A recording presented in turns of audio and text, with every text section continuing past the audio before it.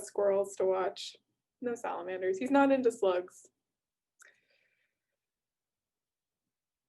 Anywho, probably should get started. Seems like we have most of our people.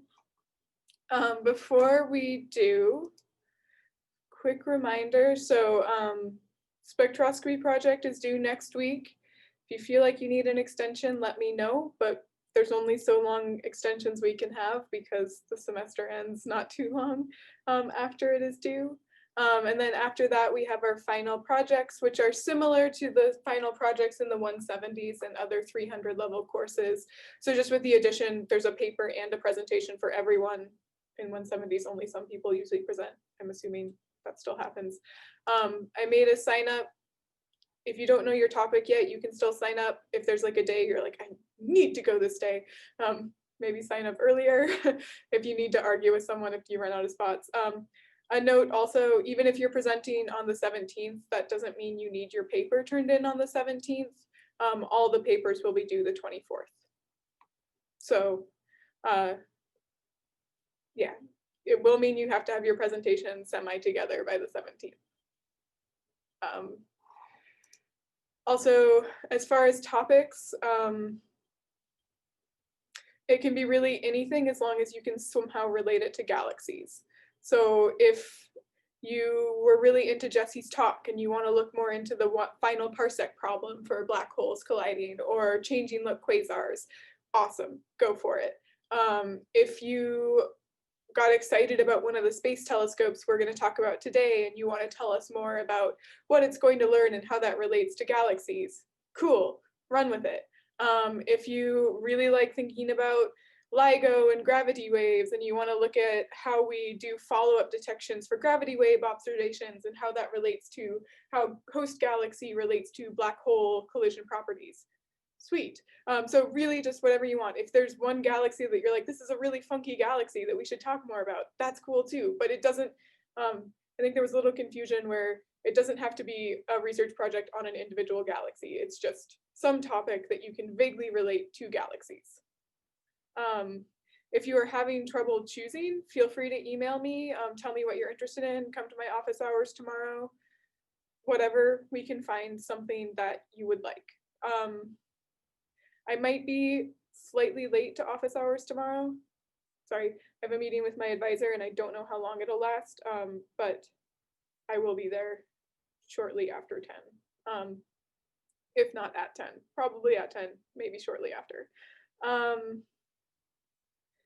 But I want this to be something that you have some amount of fun researching. So it shouldn't be just completely painful. Hopefully it should be at least semi-interesting, with the goal of practicing how we do scientific writing, practicing how we read scientific research, and how we present, because those are all important skills to have if you want to continue as a scientist or pretty much any other field, really.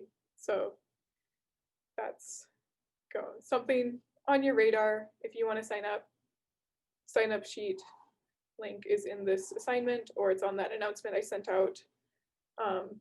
You don't need to know your topic to sign up, but try to think about it soon-ish. Any immediate questions on this?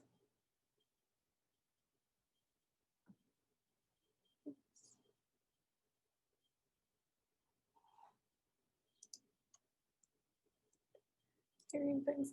Okay. So what we're going to do today is going to look semi-different than what we've done in other days. I thought this is something that I've kind of done in some of my grad level courses, and I think that you guys have the skills necessary to kind of put it together yourself and just use this as a way to combine some of the knowledge we have by examining the different parts of the electromagnetic spectrum and what they can teach us about galaxies. Then we're going to take that a step further and argue for what the next big space telescope should be after James Webb. So James Webb will definitely happen. The readings I gave you were kind of the 4 options for what's after James Webb. So, and they look at different parts of the electromagnetic spectrum. So again, we're going to use what we have learned to argue for which one is the best. I have a preference, but I won't tell you until after you guys have shared. So just a quick reminder, I'm sure this is something I show in 110. This is something you've probably all seen many, many times before. But when we talk about the electromagnetic spectrum, that's radio waves to gamma rays, where we have kind of our fun little, what is a radio wave? A radio wave is the size of a football field. It's crazy we can detect them. And then as we get to the optical and infrared, we get smaller wavelengths. Invisible being, you know, this little chunker of light from 700 nanometers to 400 nanometers. And then we have UV, X-ray, and gamma ray. But like I said, today's going to be different. So I am not going to do much talking. We're going to move straight, instead of doing the activity last, we're going to start with the activity and then discuss it together. And then there'll be a second activity at the end. So there's a little extra distraction today from the rest of the world. So in your activities, there should be one called the Astronomer's EM spectrum. We're going to start with this little quiz that uses some SED models. This should look semi-familiar. So we have an extreme kind of star-forming galaxy, a ULIRG, there's just normal star-forming galaxy, and then a couple kind of elliptical galaxy SEDs. So you can use these as well as your own knowledge to answer these questions about what we can learn from different parts of the electromagnetic spectrum. As I open up breakout rooms, are there any questions? So yeah, game plan, work together to answer these, to think about these kind of guided questions for what we can learn from different parts of the electromagnetic spectrum. Then we'll discuss it together. Then we'll work on arguing for what the next space telescope should be. So I will open up the rooms and I will be around to bug you as you work on this.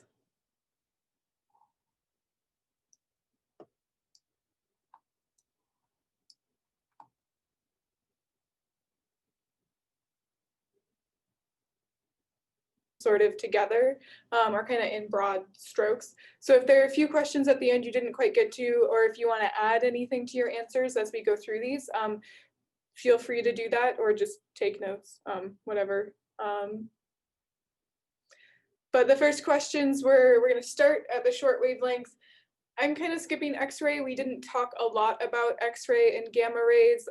There is X-ray emission from galaxies for sure. The central supermassive black hole can emit an X-ray if there's material accreting onto it fast enough. So that might be a source of X-ray emission in a galaxy. Also, the hot coronal gas will emit in the X-rays. So if you're looking at a galaxy in the X-ray, you might be interested in the central supermassive black hole or that hot coronal gas. So those are things, if you look in the X-ray, you can learn. Typically not included in SED models, just because SED models don't think a lot about the hot coronal gas, and typically people using SED fitters don't have X-ray detections. So it's just, they're harder to get because they're such short wavelength, it's just difficult to do. And they're kind of harder to model because it doesn't really fit into the nice stars, disk gas, or elliptical gas dust model that SED fits typically work with. So we're going to skip over X-rays and gamma rays and jump right into UV. I've got the chat open, or if someone wants to yell out, what are we observing when we look at the UV light?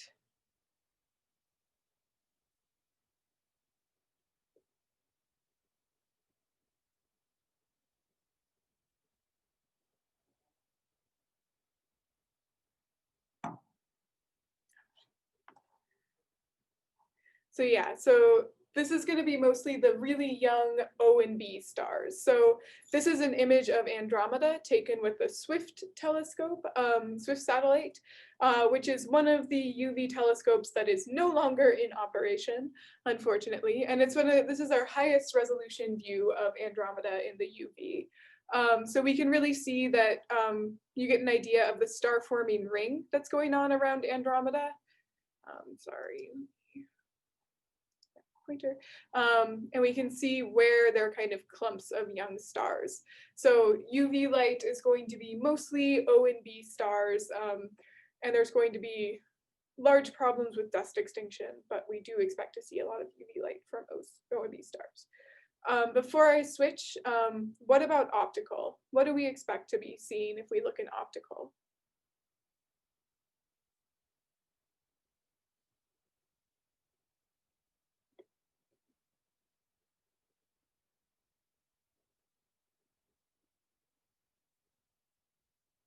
Stars.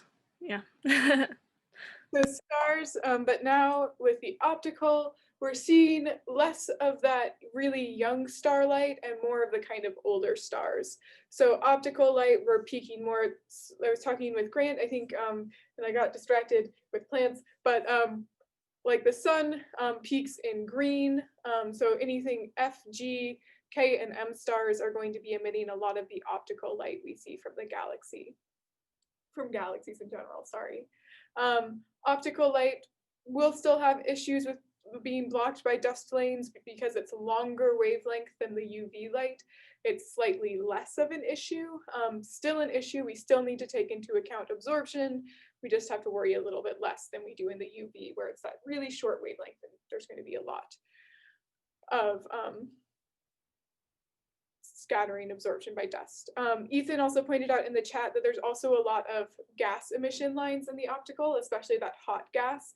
So yeah, the optical is where our H alpha is, it's where the H beta is, and there's some of those nitrogen and oxygen lines. So if you wanted to measure metallicity, you might want to know those optical lines, or those oxygen lines, sorry, and compare them to the H alpha. So you might want to look in the optical if you're looking for metallicity measurements. All of the lines we use to do that BPT, BPT, all of those lines that we use to figure out where the source of ionizing radiation was from, those are all optical lines. So there's a lot of really important emission lines in the optical part of the spectra as well. So stepping to the next longest, we have our infrared emission, and this is kind of the shorter part of the infrared emission. So I'm showing here one galaxy in 3 to 24 microns. What are going to be the most important things? What's emitting light at this kind of near infrared part of the spectrum? Like dust and planetary disks. Yeah, so this is a lot of dust, and especially at these really near infrared lanes, this is where those kind of chunky, wide PAH features are. So in the quiz, just grab here, it's these guys in here. So this is the kind of, 3 or so microns to 24 microns. We're really dominated by these emission features from the small dust grains, the PAH molecules. A small note, at 3 microns, there's still quite a bit of emission from young stars. So a lot of times this 3 micron image is used to get, or not young stars, sorry, old stars. So a lot of times the 3 micron image is used to get the old starlight, whereas the kind of slightly longer wavelengths, 11 and 7 microns especially, are indicators of the PAH grains. I also asked you in here about the differences we see between the kind of disk and elliptical galaxies and the ULIRGs and those emission lines. Why is the elliptical so lousy at making those emission lines, where the ULIRG is just screamingly bright?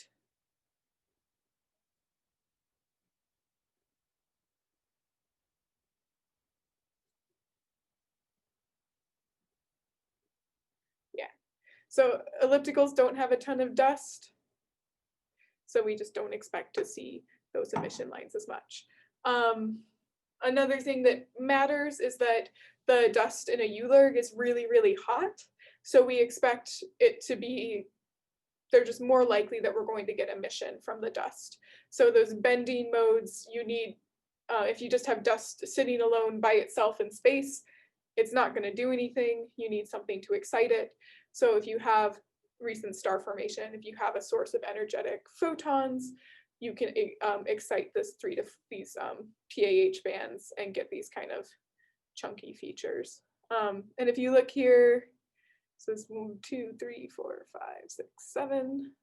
7 is right in this kind of big band of PAH emission features, which is why if we look at 7 microns, this is really just, it looks different even than the 3 microns that was more the old stars.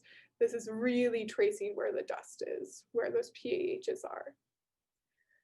One group was also talking about how we might expect to find some of those in PDRs, which is exactly true. So again, we need something to excite the dust. So being around a star forming region is good. PDRs are those kind of onion layers around star forming regions. So if you're too close to the star forming region, you're going to destroy your dust. But if you're slightly further away, your dust hasn't been destroyed and you're near enough to a source of ionizing radiation to get these kind of bending and wiggling PAH grains that produce those chunky emission features. So the next step, we're going to get slightly, now we're in the far infrared. So those were the near infrared. Now we're in the far infrared, looking 70, 100, and 160. What's going on in this kind of part of the spectrum? What's emitting light in the far infrared?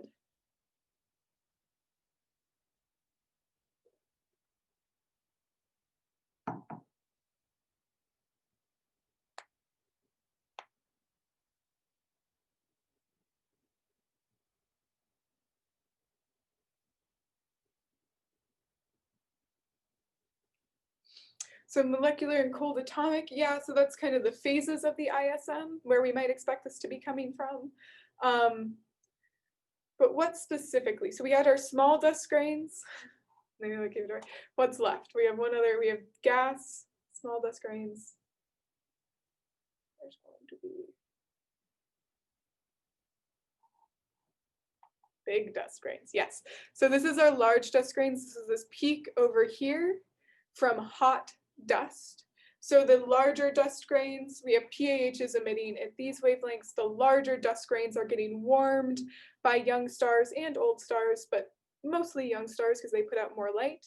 And this kind of black body curve looking thing is the light we see from that large dust grain emitting mostly like a black body.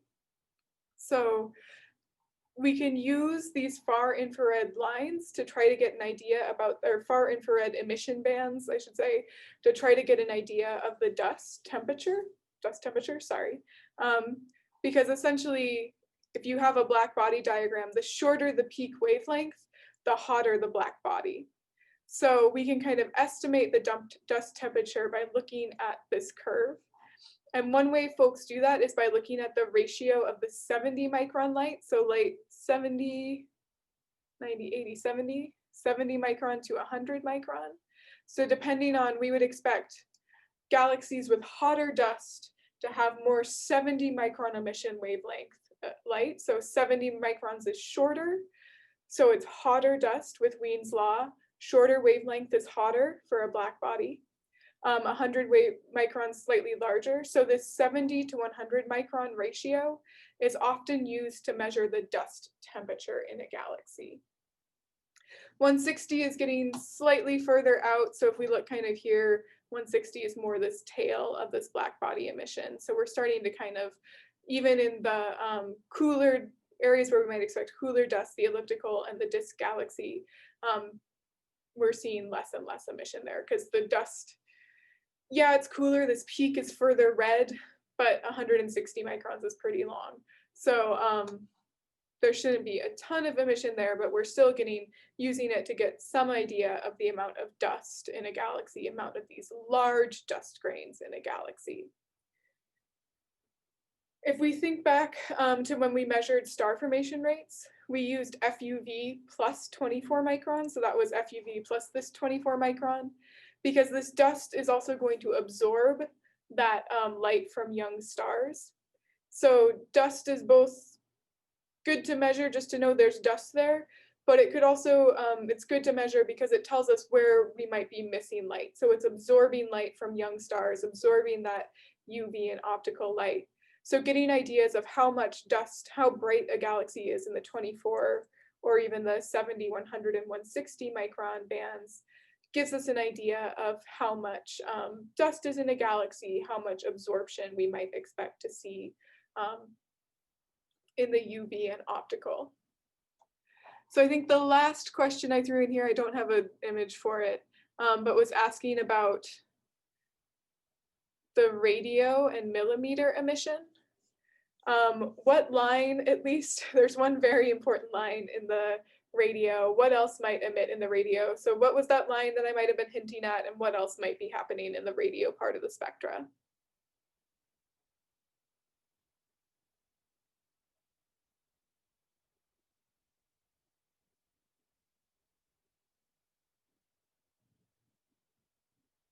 So yeah, 21 centimeter is the big important thing.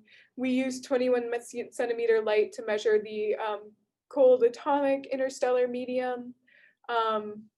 We also used it to measure the rotation of NGC 7331 because it's pretty, well, there's neutral hydrogen everywhere in the disk.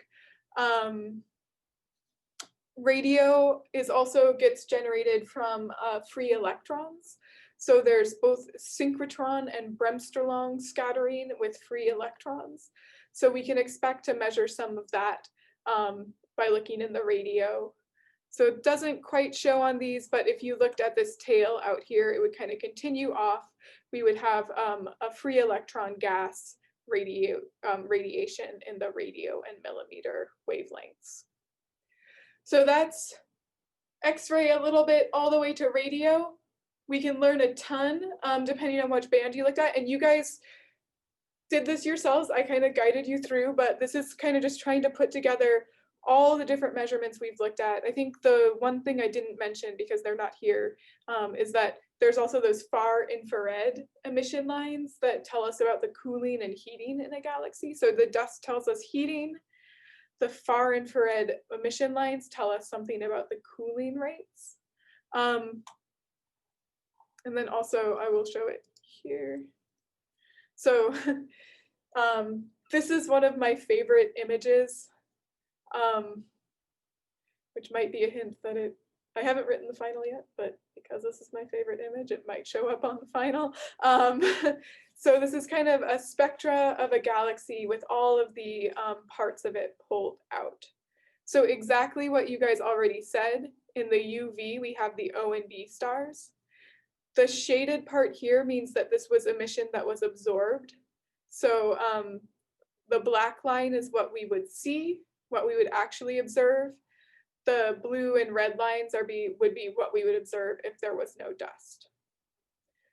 So we're getting a lot of absorption in the UV, but we're also seeing a lot of light from O and B stars, our young stars. In the optical, then we have the light mostly from our older stars. So we're seeing they're kind of become dominant when we look in the optical light. There's still some absorption from dust. So the difference between what is emitted by the young stars and what we would observe is pretty significant because of dust in the galaxy blocking the light that we see. They show the H beta and H alpha emission lines. There are also those O3 nitrogen sulfur emission lines in the optical. They don't have them in this model, but they're around here, that can tell us different things about the galaxy, including the source of ionizing radiation, which you guys did when you found where NGC 6946 was on a BPT diagram. Can also give you metallicity. Then we move into the infrared, where we start to get dominated by this pink curve here, the dust in a galaxy. First with the PAH grains, the smaller PAH grains that emit in those bigger bands in the near infrared, and then by the larger dust grains that follow this kind of modified black body.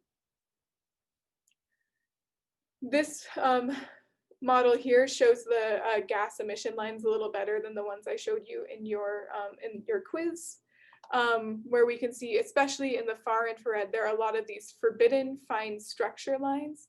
These are those cooling lines I mentioned. So we have our carbon 2, our oxygen, neutral oxygen, oxygen 1, nitrogen 2 lines, an oxygen 3 line, but those lines that from our heavy elements, our metals in our galaxy, that can radiate away light at long enough energies that takes long enough wavelengths that takes the energy out of the galaxy. So these are far infrared, so it can pass through the gas and dust without being absorbed at all. We no longer have to worry about extinction here. There's none of this shaded. What a galaxy emits is what we see. And because of that, they're able to take energy out of the ISM. So young stars heat the ISM up, and then these lines cool it down.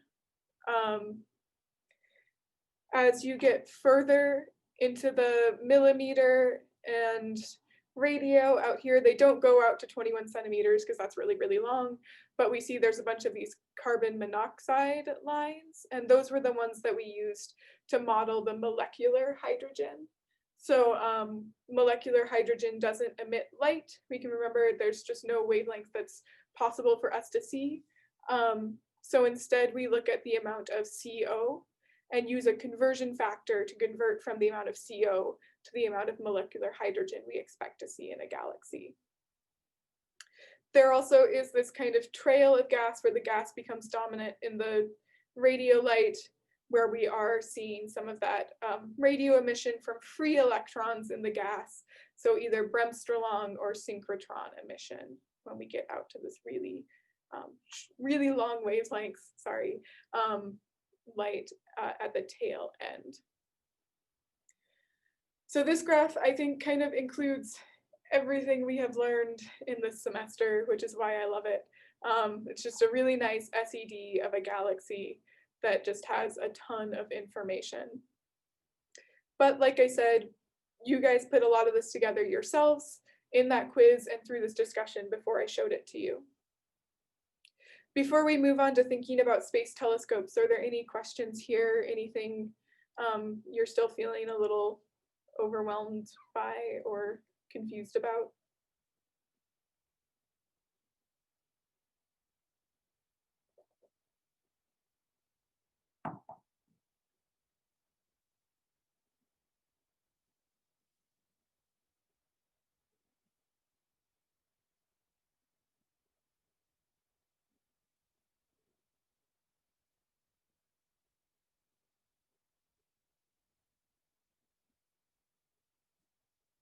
Okay. So before I put you back in your breakout rooms to discuss which telescopes we want to launch, I wanted to talk a little bit about why we want to observe from space, especially at certain wavelengths. And the main reason for that is because our atmosphere, great for keeping humans alive, not great for observing stars, especially if you want to look in pretty much anything except the visible. So this graph here is showing the percent of light that gets through our atmosphere, so atmospheric transmission. 100% would mean all of the light gets through our atmosphere. 0 means our atmosphere blocks it really, really well. And then it's showing it as a function of wavelength. So what we can see is in the UV, at these shortest wavelengths, almost nothing gets through. So if you're looking at really short wavelengths, if you're looking at UV light, you can't really do a lot of ground-based observations. It just doesn't work super well, which again, it's good for us, because if UV light was getting through, we would have to worry about skin cancer and sunburns a lot more. But our atmosphere does a pretty good job protecting us from UV light, both from the sun and then also everything else in space. But again, that does mean that we can't really do ground-based UV measurements. Right now, we have one-ish space-based UV telescope, and that's Hubble. So Hubble is both an optical and UV telescope, and it is currently in operation. It has been going for so long and doing a great job, but it's near the end of its life. Probably it's only so long, but it's done a lot, and so we still have Hubble that we can get some UV emission with Hubble, some UV detections. We also had a telescope called GALEX. So this is one that you guys looked into way at the beginning of the semester. And GALEX was a space telescope that looked at galaxies in UV light. One really nice thing we got from GALEX was GALEX did an all sky survey. So we have most of the sky mapped in UV. The exposure times for that survey are pretty short though. So if you are want to see something faint in the UV, it's pretty likely that the GALEX all sky survey did not cover it. And also, despite being called an all sky survey, it doesn't actually cover the whole sky. NGC 1377 is not covered by GALEX's UV all sky survey. So GALEX was great. It provided this huge database for galaxies in the UV, but it's not very deep. So we're only getting kind of the brightest things in the UV. So nearby galaxies, it covered. More distant galaxies, probably not. Next part, we have our optical and near IR. And what we can see is these bands you can do from ground. So most of the telescopes on Earth are optical and near infrared telescopes. Our atmosphere is pretty good at letting optical and near infrared light through. So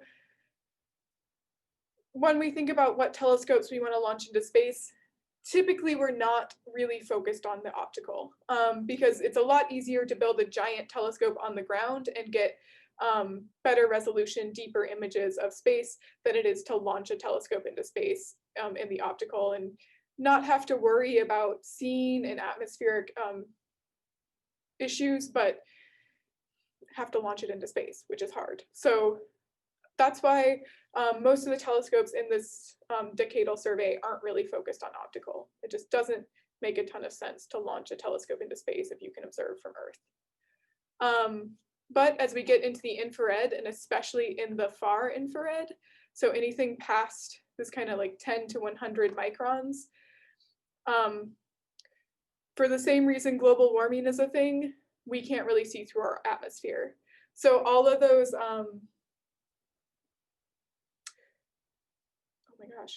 greenhouse gases absorb in the infrared, which is why we hold in heat.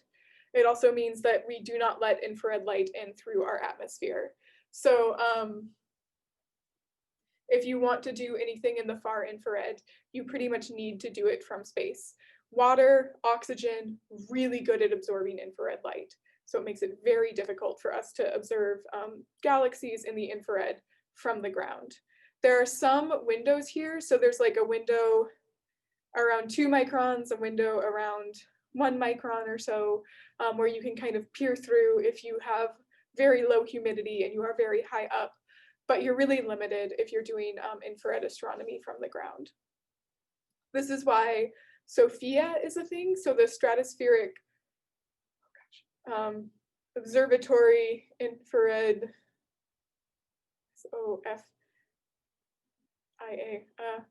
something, sorry. But that's the telescope that's on an airplane. So instead of launching it into space, they put it on an airplane, and at least we're getting above some of the atmosphere. SOFIA is our only current far infrared telescope, and it's not in space, it's on an airplane. We had Herschel and Spitzer. Both Herschel and Spitzer died back in 2013. I think Spitzer was before that. Herschel's 2013, sorry. So right now we don't have anything that's looking in the far infrared besides SOFIA, and SOFIA is limited by the fact that it's not in space. It's higher up, it's on an airplane, but it's still in our atmosphere. So it has to deal with the fact that oxygen and water are absorbing a lot of the light it's looking for. JWST will be a near infrared telescope, so it's not going to get those far infrared parts. We're not going to observe all of those cooling lines with JWST. It does not go to that long of wavelength, but it will look at some of the near infrared as well as some optical. So We know we're going to launch JWST, so we will have another optical near-infrared telescope, but we will not have another far-infrared space telescope. Then when you get further out, if you want to do radio millimeter, you can do that from the ground. So we don't need to do that from space because our atmosphere does not absorb or block radio or infrared. The only problem is we humans emit a lot of radio light, so you need to make sure that like you're not detecting a human. And when I say humans, I mean our electronics. So there's like a weird signal that a radio observatory got that turned out to be a microwave. They thought it was aliens, it wasn't. So just this is why a lot of radio observatories are often like in the middle of the desert in Australia, because then there's no humans around and we do not have to worry about your intern using the microwave. So radio we don't need to do from space, optical we don't really need to do from space, but UV and far infrared have to be done from space because our atmosphere kind of sucks. Great for keeping us alive, terrible if you want to do astronomy. So on that note, I'm going to put you back in your breakout rooms, and you guys are going to have to choose one of these 4 telescopes that are part of the decadal survey. So we have LUVOIR, which is a UV telescope, kind of the follow-up to Hubble. It's going to be bigger.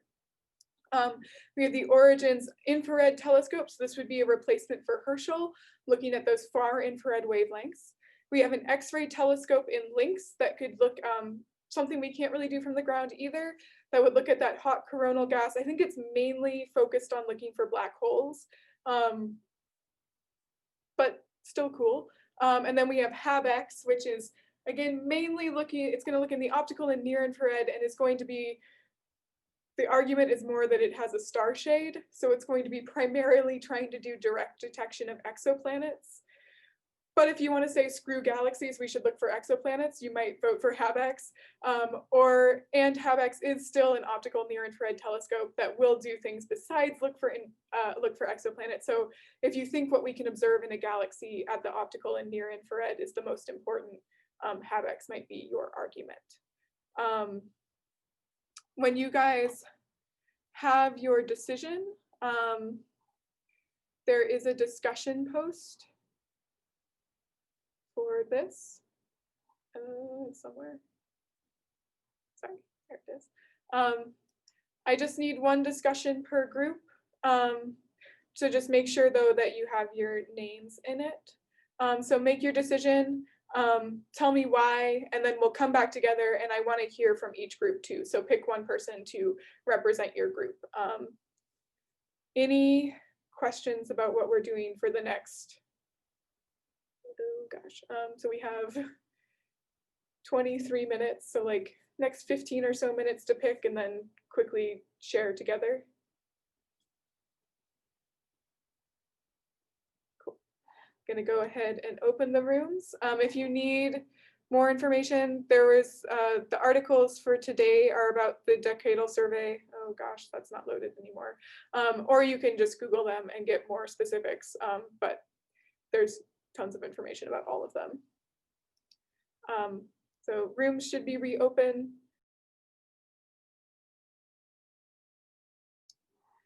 I think we're waiting on just 2 groups. Here we come.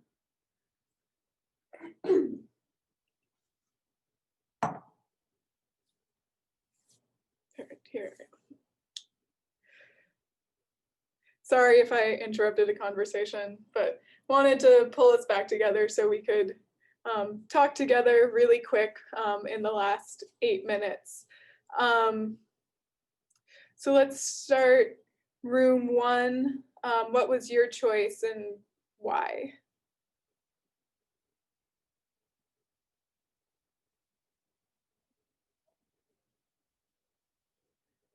So that's Binode Brook, Rain, and Savannah. One of you, sorry. Okay, the telescope that we picked was is LUVOIR space telescope, the LUVOIR. One of the main reason we picked that because it can observe light in multiple wavelengths, and it is kind of similar like Hubble telescope and way better than Hubble telescope, and it will be a good replacement to Hubble telescope since it is getting old, and like it can do most of the things like the other telescopes do. It can also search for habitable exoplanets, so that's why we picked this one. Nice. Definitely, Hubble's been just so awesome for getting just amazing pictures. I think there's one group that was talking about the Hubble Ultra Deep Field. Was that y'all? Sorry.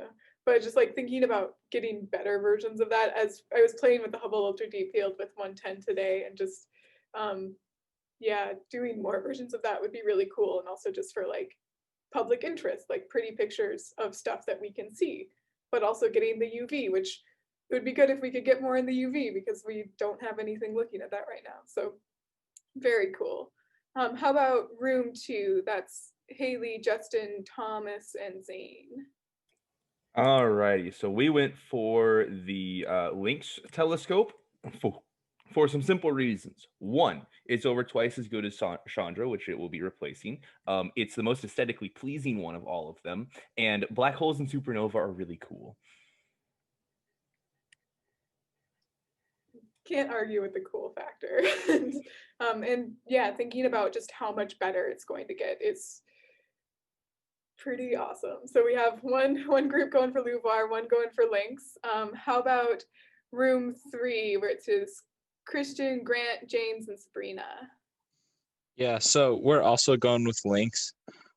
We ruled out HAVEX and Origins just because there's already so much like looking into exoplanets, and we also ruled out LUVOIR because it was based on the launch of the SLS, which may not be finished for a long time, and so we figured, you could wait on that, and because that is important, that was our second choice. Get similar to Hubble, but take your time on that because that could be a really nice one, and get Lynx up there for the cool, pretty pictures. Like that, like thinking big picture as well. Like we have to game this up. We have to make sure we get the best telescope for our bang for our buck we can do. So that's very smart. Oh, sweet. 2 Lynx, 1 LUVOIR. How about our last group? Ethan, Aaron, Peter, and Thomas. So we went with Origins. We argue that it's the best next space telescope because it would work in combination with the JWST to find planet-forming disks for the JWST to look for exoplanets within. It would also provide high-res deep field views at high redshift galaxies to give us a better idea of galactic evolution, so we can look like really, really far back in time, like really early universe stuff. And it would give us a really good idea of what superstructures are like and like how those formations evolve. And it would be nice to spend some more time looking at a survey of like Z=2 galaxies to understand what that cosmic starburst was in a little bit more detail. And then Jessica also mentioned that it could study C+ in nearby galaxies. Yeah, so that's my selfish choice, is that I really want something that'll replace Herschel, because that's where my research is. So if I got to choose, it would be Origins, just because we don't have anything looking in the FIR right now, and Origins would, and it would replace Herschel, but be better, be super big, and very, very cold, and just do awesome things, and just give us, it would also get those high redshift galaxies, in addition to looking at planets. I'm very proud that no one chose HAVEX, because I think HAVEX is dumb too. Obviously it's very cool, but like, do we need another survey looking at exoplanets? I feel like we have enough data for those right now. Getting direct detection would be awesome, and right now is really difficult, but we need more things looking at galaxies and doing that kind of study, and looking at cool X-ray binaries and thinking about black holes. That seems like more where we should be going. We have Kepler, we have TESS, so we have other things looking at planets, and JW will do some planet stuff. But we'll see. This is kind of the eternal struggle of astronomy, is that it costs a lot of money to launch things into space.